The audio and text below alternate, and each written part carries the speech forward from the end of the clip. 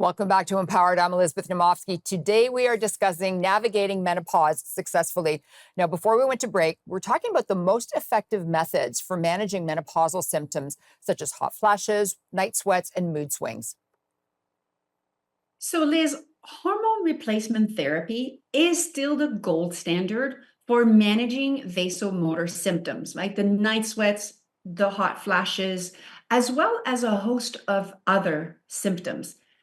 When it comes to, you mentioned depression, often what a lot of doctors will prescribe is actually a combination of antidepressants and hormone replacement therapy. Really, it's based on individual cases.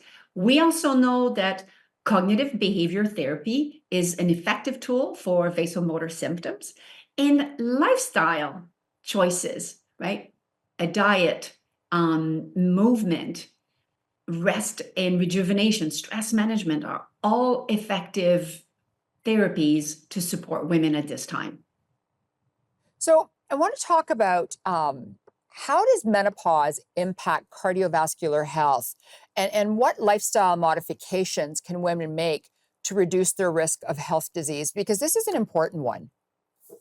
Yes, and as we can tell now, right, estrogen is involved in so many of these functions.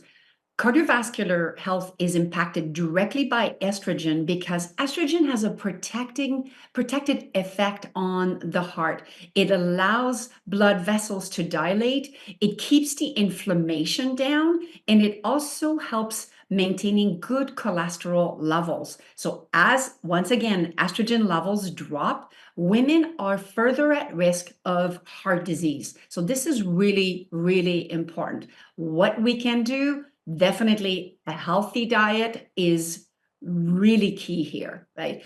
A Mediterranean type framework is ideal because we are looking at more vegetables, more fiber, good types of fats, lower sodium, and lower amount of sugar. This is critical. So I want to talk more about diet. What role does diet play in managing not only weight gain and metabolism changes during menopause? And are there specific nutritional approaches that can actually help us?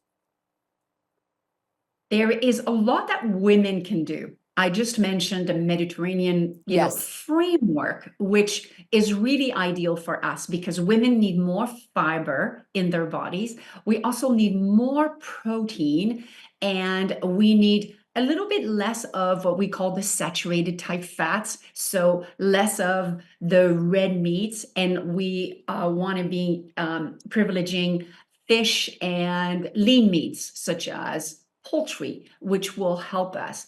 We really want to be up leveling on the healthier fats, such as extra virgin olive oil, nuts, and seeds, which will really also help keeping that insulin level at a lower level. It's going to help our blood sugar levels, and that's going to ultimately help our heart staying healthy. Annie, I want to ask a question because I know that in order for us to, have a successful, good life, we as women, we need to consume more protein. And I think it's between like 100 to 120 grams a day, which is a lot.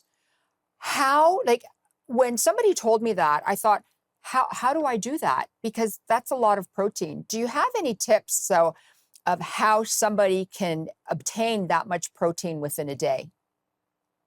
Absolutely. First of all, what we want to make sure is that absolutely every meal that we consume, that there is a good amount of protein, right? We're looking at 25 to 30 grams. That's already going to help us being on our way to achieving those levels.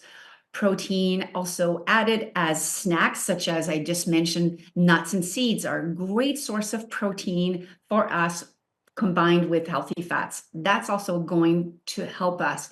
This is one of the things that are really critical. We can also look at quality protein powders, which can be very good in terms of having a short smoothie, after exercise, especially after some vigorous movement, 20, 25 grams of protein. And there you have it. You're almost at 100 gram.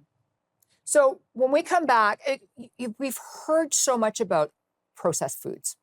And there's a Mm. lot of talk about staying away from processed foods, but some people don't know what exactly processed food is. So when we come back from this commercial break, I want to talk to you about processed foods, and I want you to explain to us exactly what it is and why it's not that great for us, especially as women, especially women going through menopause. So please don't go away.